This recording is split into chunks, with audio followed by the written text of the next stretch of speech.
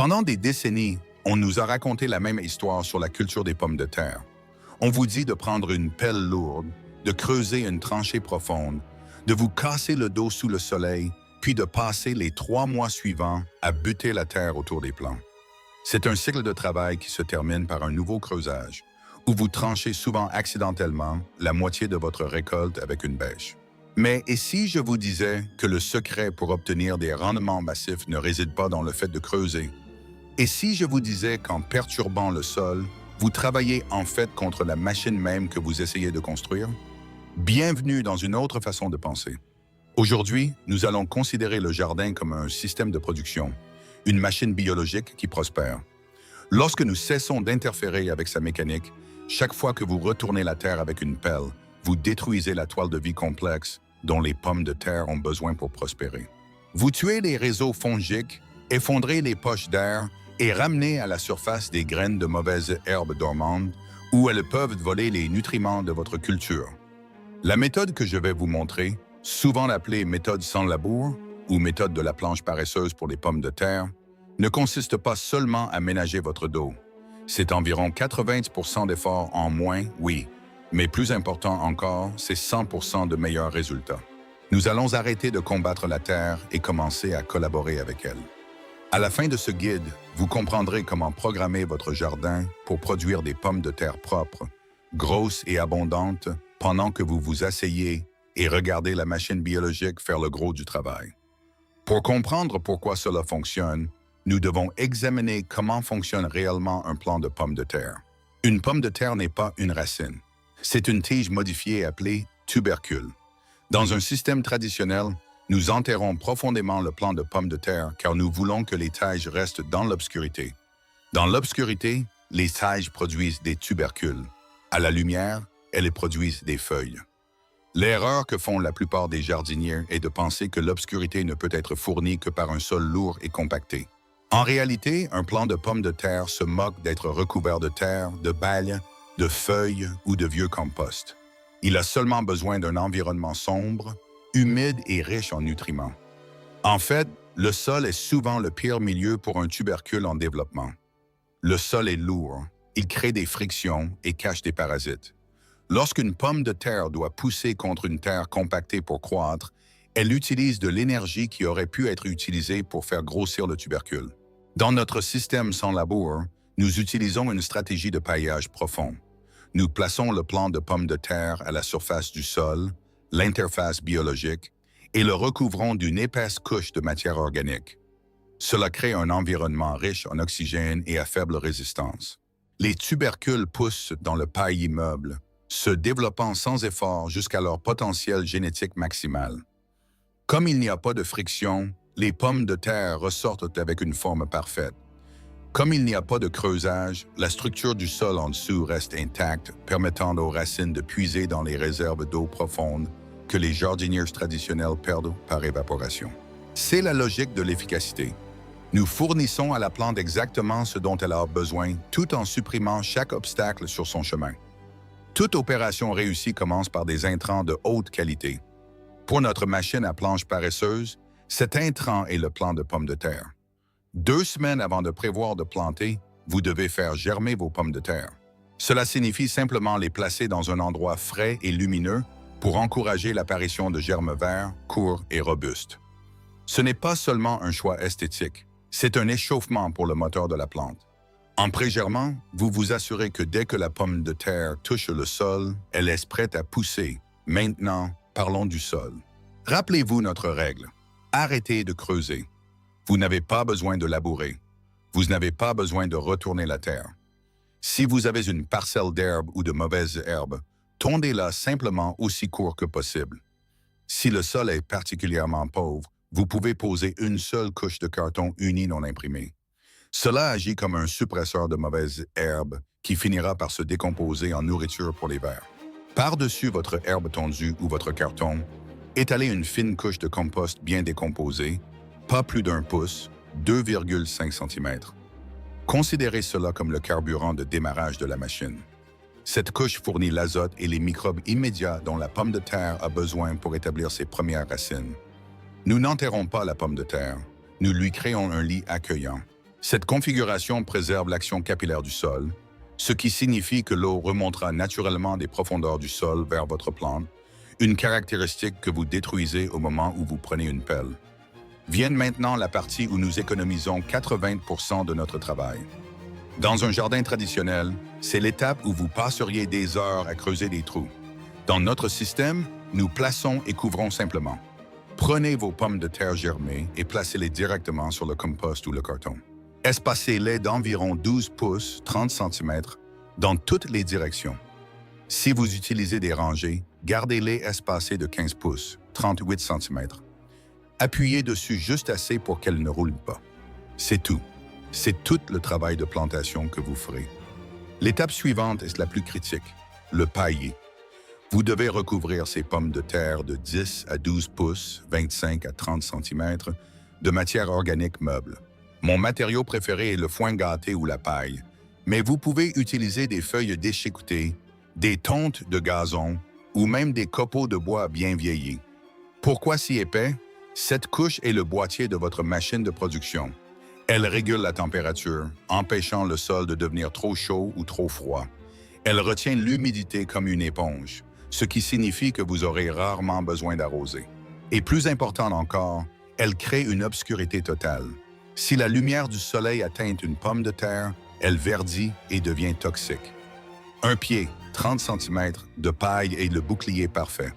Ce simple acte de paillage lourd remplace les mois de boutige que les jardiniers traditionnels doivent effectuer.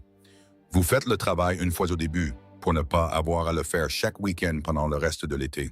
Une fois votre machine installée, votre rôle passe de travailleur à observateur. Au cours des semaines suivantes, vous verrez les pousses vertes des plants de pommes de terre percer à travers la paille.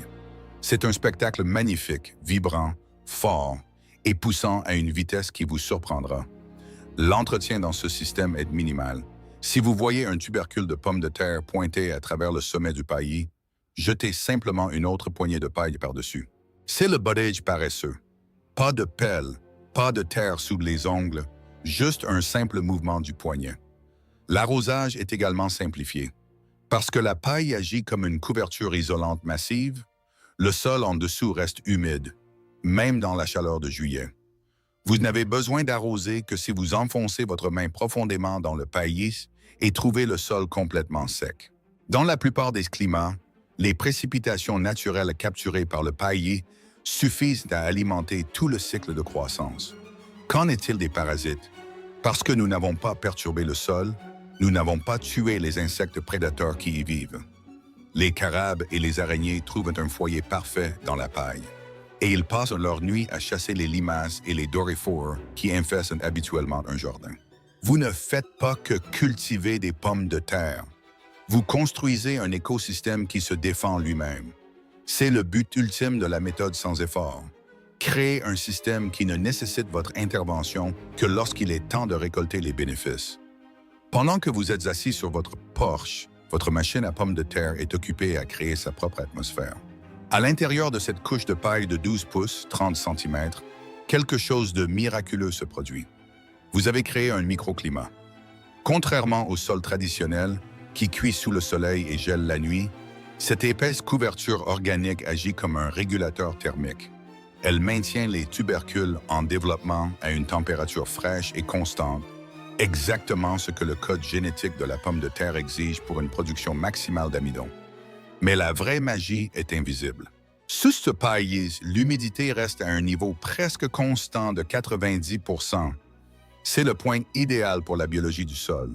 Parce que la surface de la Terre n'est plus exposée au vent asséchant, des milliards de micro-organismes remontent vers la couche arable.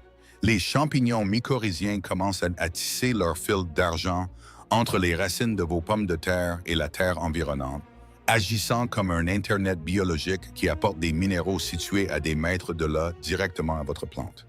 Dans un jardin bêché, ces champignons sont déchiquetés par la pelle. Dans votre système sans effort, ce sont des employés prospères de votre chaîne de production.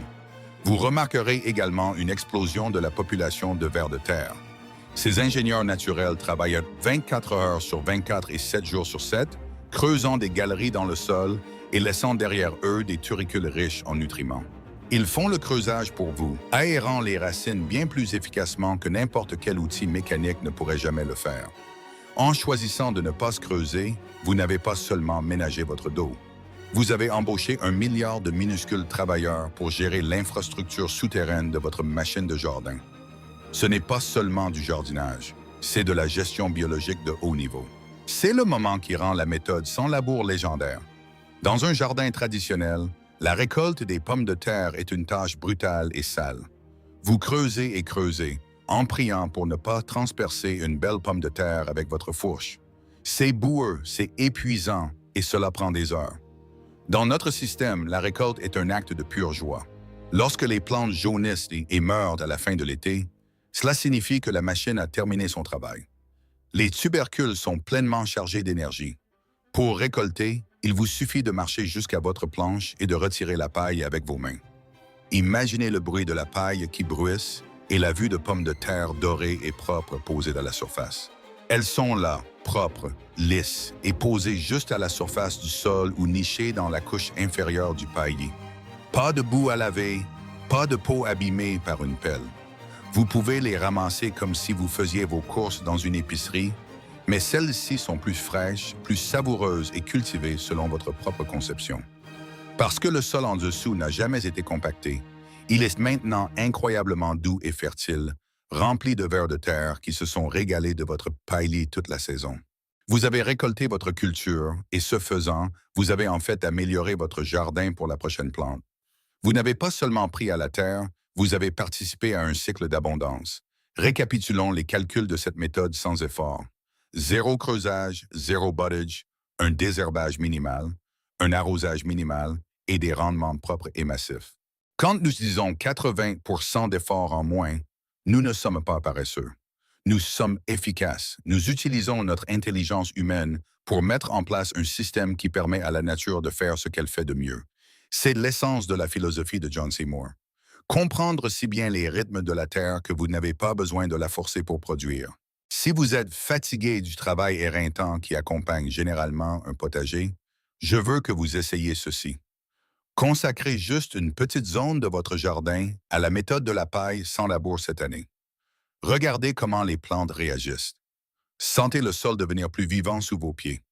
Et quand vient le temps de la récolte, ressentez la satisfaction de ramasser votre nourriture avec des mains propres. Le jardin n'est pas un lieu de lutte, c'est un lieu d'abondance. Arrêtez de creuser, commencez à pailler et laissez votre machine à pommes de terre vous montrer ce qui est vraiment possible lorsque vous travaillez avec la nature au lieu de lutter contre elle. On se voit dans le jardin. N'oubliez pas de partager vos résultats. J'ai hâte de voir les rendements propres et massifs que vous produirez cette saison. Bonne culture. Si cette histoire a changé votre façon de voir le travail dans votre jardin, n'hésitez pas à vous abonner et à aimer la chaîne. Nous découvrons l'histoire naturelle et les méthodes qui ont été négligées pendant trop longtemps. Plantons l'avenir ensemble. Le prochain trésor de sagesse en matière de jardinage sera bientôt révélé.